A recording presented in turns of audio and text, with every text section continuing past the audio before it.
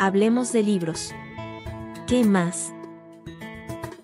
Esta obra trata sobre el Papa Julio III y su mayor escándalo fue con un joven que se llamaba Inocencio, que en realidad no era su sobrino, pero su hermano lo adoptó de la calle y él poco tiempo se convirtió en el amante del Papa. Hay cierto punto en que estas cosas tan terribles que han pasado empiezan a caer en lo absurdo. Entonces creo que es donde empieza a nacer este humor dentro de lo histórico. Pero yo creo que la escritura realmente es un proceso de toda la vida que se va aprendiendo y sobre todo bastante solitario, pienso yo, y que se debe hacer de la mano de la lectura.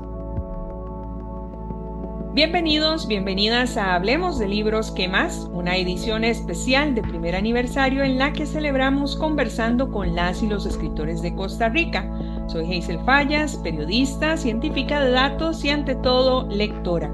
Si aún no lo has hecho, te invito a seguir este podcast en Spotify, Amazon Music o Apple Podcast. Así no te pierdes los próximos episodios.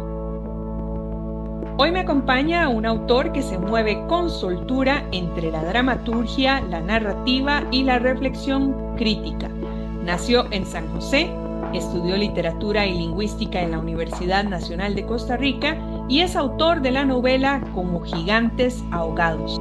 También del libro de cuentos Parece que en el sol se mueve nuestra sombra y de 4 obras de teatro: El insólito rapto de Doña Inés, Secuestrador de 2 reyes, Tiberio Rex y, la más reciente, Cómo Julio III se quedó ciego y por qué su sobrino Inocencio no perdió el apetito.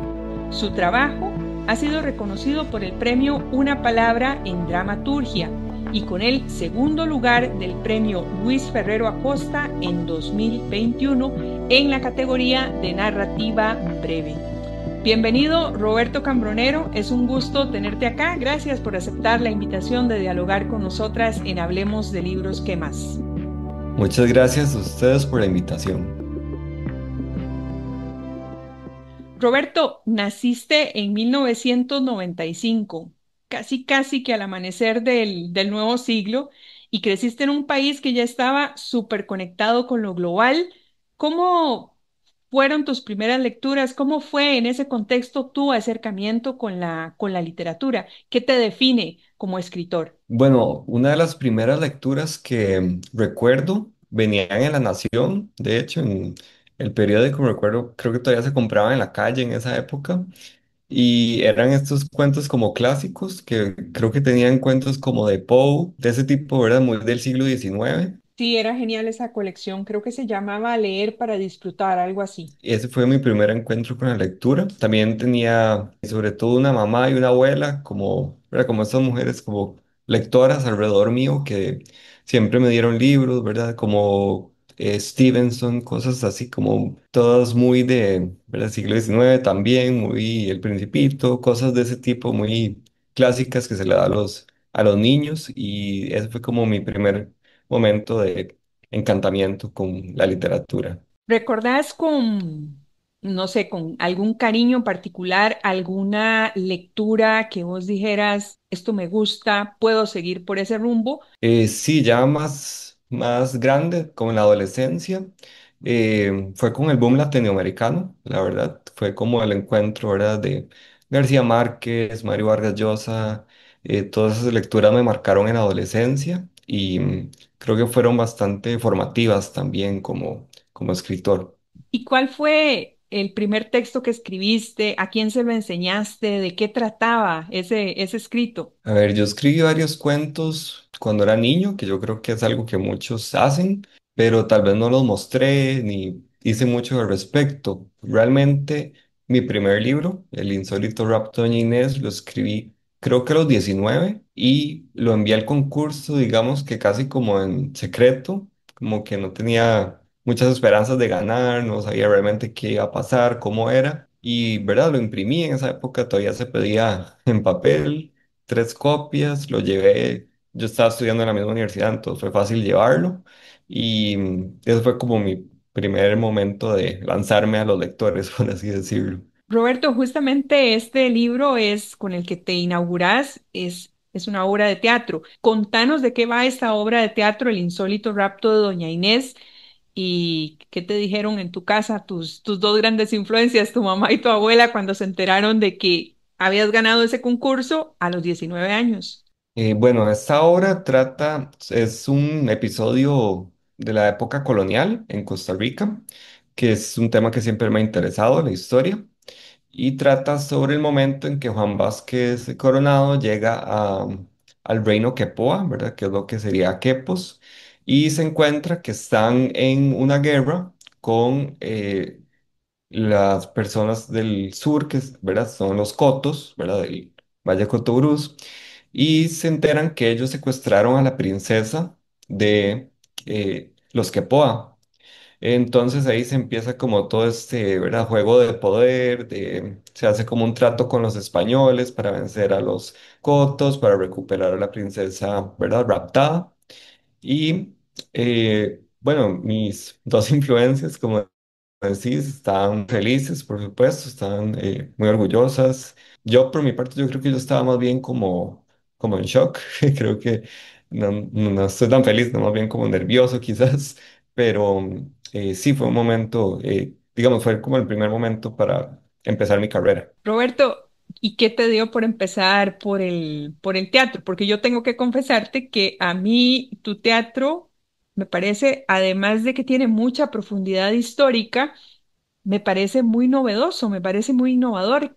¿Qué te dio por empezar por el teatro? ¿Qué te da el teatro que no te dan otros géneros? Creo que, bueno, aparte de haber leído, por supuesto, teatro que me agradó mucho, que creo que es algo bastante particular porque la gente normalmente lo va a ver el espectáculo, no tanto sentarse a leer el texto. ¿Verdad? Por ejemplo, para mencionar alguna de las obras, eso lo leí en el colegio, ¿verdad? De La Casa Bernarda Alba, que fue algo que me inspiró. Pero sí, creo que me fui por el teatro porque tiene como una estructura bastante, por así decirlo, limitada, ¿verdad? Que no suena como en detrimento de género, pero sí hay como que tomar en cuenta como el espacio, la cantidad de actores, etcétera. Entonces creo que es algo porque los autores jóvenes a veces quieren como hacerlo todo. Entonces el teatro te pone un poquito como estos límites y te obliga tal vez a contenerte un poco, a enfocarte y creo que por eso empecé por ahí.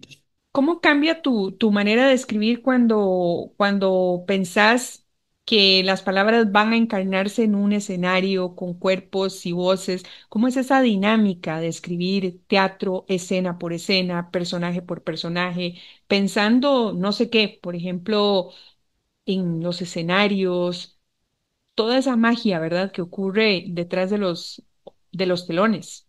Sí, bueno, es tal vez el reto del teatro, ¿verdad? Porque al final quien lo monte o la producción va a tener una lectura de esta obra y lo va a hacer a su forma. También, ¿verdad? Hay un poco de interpretación, tal vez lo cambie un poco, ¿verdad? Hay inclusive obras de teatro muy conocidas que cuando se montan se les recortan algunas escenas. Creo que eso pasa en Las bicicletas son para el verano, que es una obra bastante larga y creo que se eliminan episodios.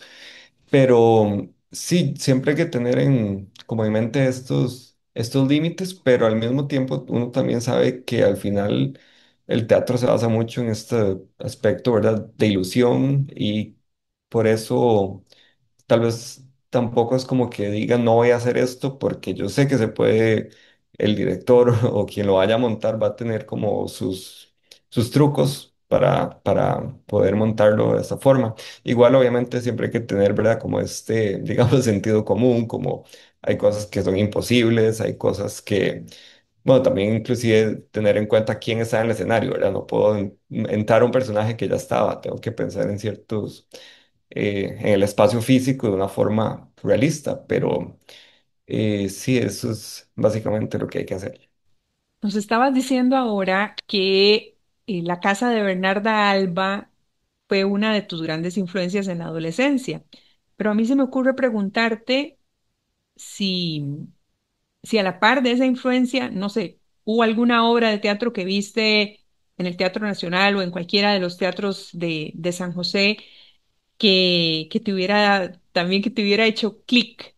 Vieras que he ido muy poco al teatro, la verdad. Como te dije, soy más de leerlo que de ir a verlo. Principalmente porque yo me concentro mucho mejor leyendo cuando estoy, ¿verdad? Como en un espacio más, ¿verdad? Público y con sonidos.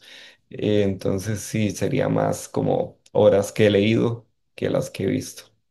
Roberto, debutaste, como decíamos, con El insólito rapto de Doña Inés. Luego vinieron El secuestrador de dos reyes, Tiberio Rex y cómo Julio III se quedó ciego y por qué su sobrino Inocencio no perdió el apetito.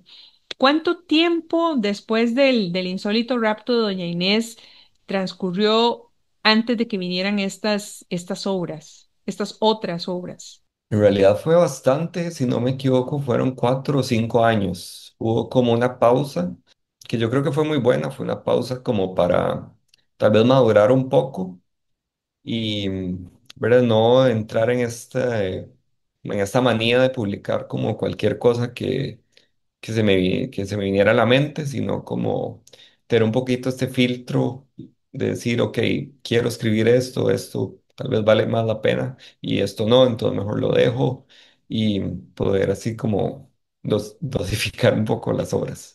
Dice Guillermo Fernández en la contratapa de tu obra Cómo Julio III quedó ciego y por qué su sobrino Inocencio no perdió el apetito, que vos sos un autor que arriesga en imaginación y suposiciones en este envolvente drama donde recrea los últimos días del Papa Julio III. Te dice que sos un autor arriesgado en imaginación y suposiciones. ¿Cómo reaccionaste cuando leíste eso? Y contanos si le das la razón a don Guillermo Fernández de opinar esto, particularmente de esta obra. Bueno, la verdad, el comentario en sí me pareció genial y estoy muy agradecido que lo haya escrito. Respecto a esa parte, tengo que decir como que sobre todo me dio como gracia porque me pareció como bastante, no fue algo que yo planeara tal vez o que yo pensara, pero creo que sí, la obra se sale un poco, digamos, de estos marcos históricos como simplemente como una crónica, sino que hay, ¿verdad? No sé si has llegado a esa parte, pero hay momentos en que hay alucinaciones del Papa, entonces llegan como fantasmas de figuras históricas a hablarle.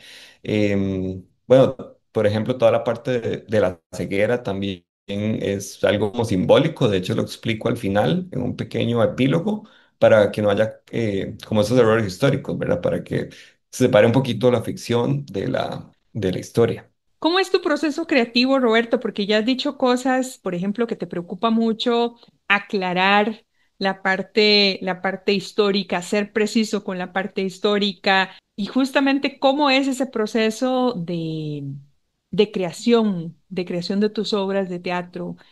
¿Cuánto demoras, por ejemplo, haciendo una investigación para una obra de estas? No sé, contanos los detalles. Realmente creo que pueden ser meses de investigación, no te podría decir un número específico, pero sí me gusta, ¿verdad? Tener como la base antes de empezar a escribir y ya en el momento igual a uno siempre le van a surgir dudas y va a tener que investigar más, pero sí es un proceso de meses en que primero tengo que tener la historia, digamos, no digamos real, pero como lo que consideraríamos de una fuente, ¿verdad? Digamos, fidedigna. Y después ya al crearla, ¿verdad? Me tengo que preocupar más por, ¿verdad? El estudio de los personajes, el desarrollo de la trama de una forma más literaria, que tal vez no siempre va a coincidir con esto. Inclusive a veces la cronología, por ejemplo, se tiene que modificar un poco para que pueda entrar dentro de un solo texto. No sé si alguna vez te ha pasado que querés apegarte mucho a la historia oficial de un personaje, pero no sé si de repente ese mismo personaje te susurra, no, no es por ahí. ¿Te ha pasado algo como eso? Sí, por supuesto. De hecho, me pasó sobre todo con Tiberio, ¿verdad? Que fue un emperador con una historia bastante turbia y que hay partes que no se sabe si eran cosas que inventaron sus enemigos, partes reales. Y el mismo biógrafo, Suetonio, del que me baso sobre todo en eso, fue acusado muchas veces de haber sido como casi como un chismógrafo de su época. Entonces lo que yo hice en esa hora en específico es que Tiberio habla con su biógrafo y hay momentos en que le dice, ¿verdad? Como eso no pasó o saltémonos esto o lo contradice, porque al final es cierto, yo no puedo decir que tengo la verdad absoluta, por así decirlo, de esta situación. Cuando estás empezando una obra nueva, ¿qué suele llegar primero a vos? ¿La idea, el personaje o, o una voz, justamente? No, primero llegan las ideas y en realidad yo creo que son, y llegan bastantes, uno, ¿verdad? Escucha cualquier figura histórica y piensa, mira, qué historia más, ¿verdad? Daría para una obra, pero después ya cuando uno empieza a construir uno se da cuenta, ¿verdad? Como, mira, no sé hacerlo, no sé cómo abordar este personaje, tal vez no lo entiendo, entonces es cuando empieza a descartar ideas y si tengo la forma de llegarle, y ya empieza la escritura y bueno, ¿verdad? Hasta todo el reto de terminarla, que ya es otro proceso. De los personajes de la historia universal, ¿a cuál te gustaría ver reflejado en una obra de teatro, en una novela o en una serie de cuentos tuyos? ¿Quién te falta? Me interesa mucho Cleopatra, Válgame, nada menos. pero es también una figura que ha sido retratada tantas veces y de tantas formas y Totalmente. con tantos misterios que la rodean que todavía no sé cómo hacerlo.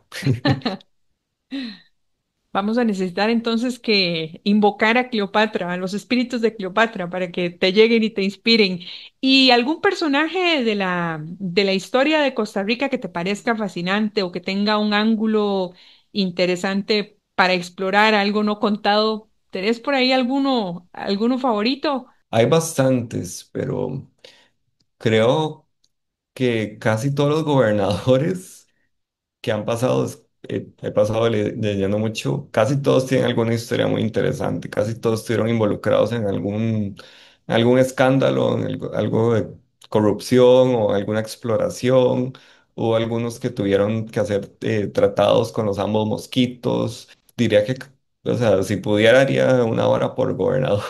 Justamente en esta que tengo acá en las manos, Secuestrador de dos Reyes, nos ofreces un retrato de Diego Gutiérrez Toledo, que fue el primer gobernador de la provincia de Nuevo Cartago y Costa Rica. ¿Cómo surgió este libro y por qué, fascinándote tanto los gobernadores, decidiste empezar por Don Diego? Bueno, en el epílogo, ¿verdad? Como escribo, hubo una escena en específico que me pareció, no sé, sumamente, diría casi que poética. Bueno, pasa algo horrible, ¿verdad? Que secuestra a dos reyes y les pone prácticamente como correas, ¿verdad?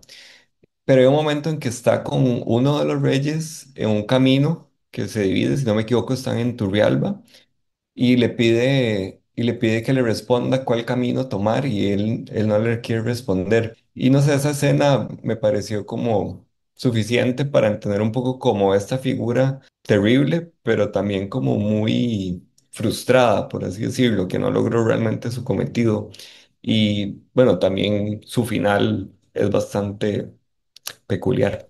Hablando del final, y como dicen por ahí, no vamos a hacer spoilers para que la gente lea la obra, pero el final, nada más digamos que tiene bastante humor. Al menos yo solté una gran carcajada cuando lo leí y me pareció una genialidad. ¿Qué papel tiene que jugar el humor a la hora de escribir obras de teatro como esta, Secuestrador de dos Reyes, donde el lenguaje es muy a tono de la época? Estamos hablando de finales del siglo XV.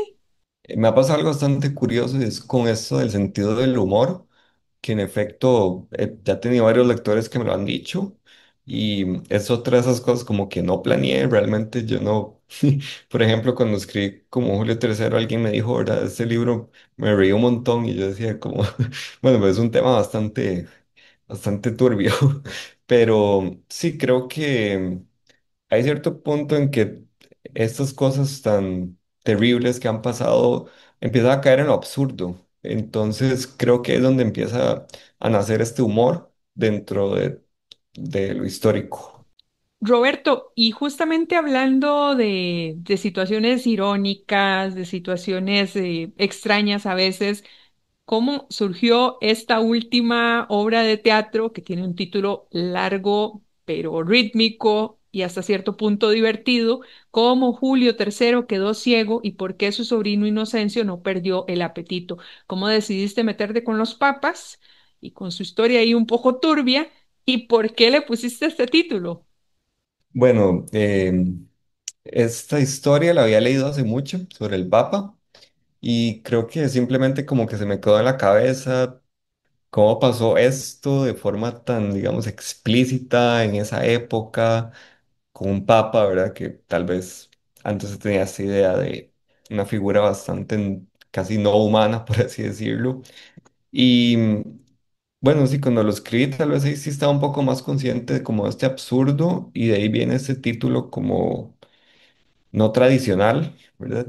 Y fue bastante curioso porque a mí me contaron que en la editorial inclusive hubo como, fue como todo un tema de discusión, como tal vez lo cortamos y alguien lo defendió y dijo como no, es que es parte de la gracia, por así decirlo.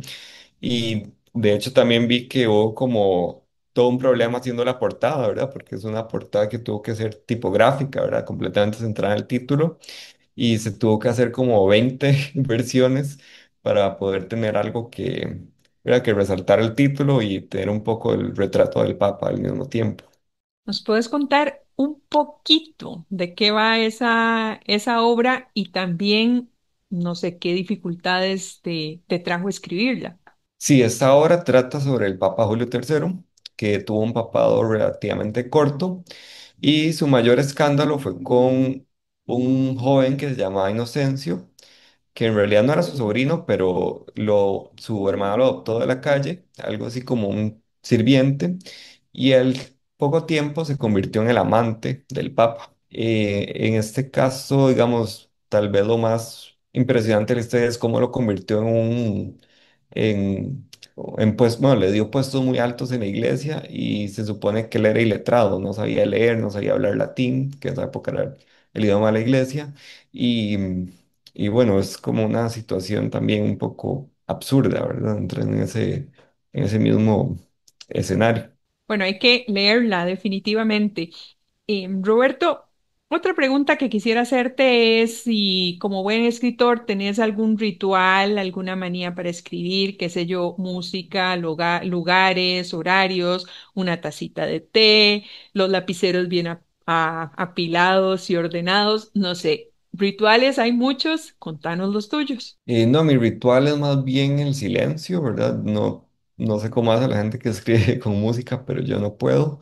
Yo ocupo encerrarme, estar completamente aislado para poder concentrarme, si no, no lo lograría. ¿Y escribís a cualquier hora del día o hay algún momento preferido? Escribo más que todo en la noche porque, ¿verdad? Tengo que trabajar, entonces me toca en las noches. Dos de esos entonces que llega un poquito ahí, cuando está en medio de una obra, llega un poquito ahí descabezado, pero todo ese esfuerzo vale la pena. Entonces, ¿qué te parece si hablamos, Roberto, de tus otras narrativas, de la novela y del cuento? ¿Cómo surgen paralelamente a tu quehacer como escritor de teatro? ¿Y por qué te interesa también explorar estas otras áreas del cuento y la novela?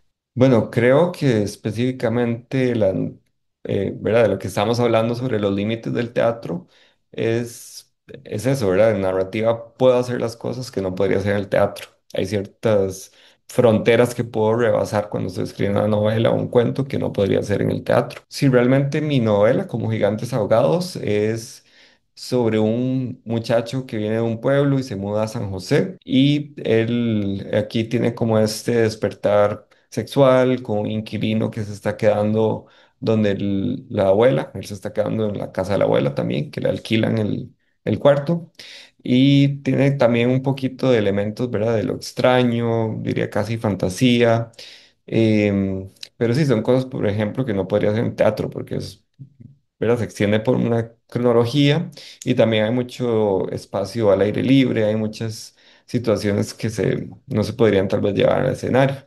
Respecto a los relatos, estos Esta colección está, bueno, teníamos una colección más grande de cuentos, pero el editor decidió separarlo en dos, en uno de cuentos más realistas, que todavía no ha salido, y este que ya salió, ¿verdad? Parece que en el sol se mueve nuestra sombra, son como los cuentos más fantásticos o extraños, y se recopilaron juntos por eso. ¿De qué trata ese libro de cuentos? ¿Cuáles son sus ejes narrativos? Son cuentos que se enfocan en, bueno, perdón, se localizan en Costa Rica y más que todo tratan sobre personas, por así decirlo, normales, de clase media, que se enfrentan a una situación extraña o completamente fantástica. Por ejemplo, no, ¿verdad? Para no decir toda la trama, pero hay uno de un joven que es un niño de clase media que vive cerca donde yo vivo aquí en Sabana, que descubre cuando es muy pequeño que puede darle vida al barro con soplarlo. Los papás, ¿verdad? Lo que quieren es como esconder esto, ¿verdad? Que nadie sepa que puede hacer esto. Y van un poco como a esa trama. Roberto, todos los escritores tienen influencias. Las tuyas, ¿quiénes son? ¿En teatro, en cuento, en novela? No sé si querés compartirnos qué hay en tu mesa de noche, qué estás leyendo ahora. En este momento estoy leyendo La Mendiga de César Aira, que es un autor que me gusta mucho precisamente porque siempre está moviéndose en este ámbito de lo extraño y estoy leyendo un ensayo sobre Esquilo, ¿verdad? Sobre el nacimiento de la tragedia griega, que es, ¿verdad? Teatro y me interesa bastante. Buenísimas, ya tengo por acá anotadas las dos recomendaciones. Siempre me encanta saber de los escritores qué recomiendan, porque por lo general, como decimos nosotros, la pegan. Quería preguntarte también, como autor joven, ¿cómo ves el ecosistema literario en Costa Rica? ¿Sentís que hay espacio real para nuevas voces? Y de repente también, si hay espacio para correr riesgos, como los que estabas contando con esta obra de teatro de Julio Tercero. Bueno, me gusta creer que estamos como país creciendo en ese sentido. Han nacido nuevas editoriales. Hace poco estaba viendo una charla específicamente sobre esto, y era de una editorial estatal, que estaban hablando exactamente como, ¿verdad? En un momento solo existía, ¿verdad? Editorial Costa Rica, ¿verdad? Que es donde salió esta obra de teatro, pero ya hay como más opciones, hay varias editoriales, ¿verdad? Como H&H, muchas, ¿verdad? Pequeñas editoriales privadas, inclusive hay algunas que son, diría casi que microeditoriales, que por ejemplo sacan libros con formato de panfleto, con portadas de cartón. Entonces yo creo que sí estamos creciendo, sí se está abriendo espacio para otro tipo de literatura. Sí, creo también que todavía falta bastante camino, así como digamos la profesionalización de la edición, pero esperaría que ojalá sí se pueda desarrollar bien. Roberto, para ir cerrando esta conversación, no sé si nos podés adelantar algo de lo que estás trabajando ahora, qué obra tenés en marcha, con qué nos vas a sorprender ahora. Sí, bueno, como ya he mencionado, falta un libro de cuentos que ya estoy trabajando con la editorial, de cuentos un poquito más realistas. Y lo segundo es que sí, en este momento estoy trabajando en una novela. Todavía no sé, ¿verdad? Si la voy a poder terminar, pero está en proceso. ¿Y de qué va esa novela? ¿O de repente por ahí hay alguna superstición que te impide contarnos algo, alguna pista de qué va? No es una superstición, pero como todavía no está terminado, prefiero no adelantar porque tal vez después termine escribiendo otra cosa, entonces prefiero no hacerlo. Bueno, yo creo que independientemente de lo que vayas a escribir, estoy segura de que va a salir un material interesante e innovador, como lo que hasta ahora has venido produciendo. Roberto, muchísimas gracias de verdad por abrirnos la puerta a este universo tan interesante, tan creativo, que nos lleva de la mano del cuento a la novela y también por compartirnos tu mirada crítica sobre el presente literario en Costa Rica. agradecerte por este espacio y desearte pues muchísimo éxito en toda tu carrera en teatro, en novela, en cuento, en cualquier cosa que vayas a emprender. Muchísimas gracias por la invitación y por la conversación. Bueno, y también muchísimas gracias a quienes nos escuchan. Recuerden seguirnos en su plataforma favorita de podcast y contarle a sus amistades sobre este episodio. Y por favor, déjennos todos sus comentarios, todos los que quieran, en Spotify e Instagram. Cuéntenos qué les pareció este episodio. Ya saben, búsquenos como Hablemos de Libros, ¿qué más? Y nos escuchamos en el próximo episodio de esta edición especial de primer aniversario con las y los escritores de Costa Rica. Y como siempre les digo, nunca dejen de leer. Hasta la próxima. Hablemos de libros. ¿Qué más?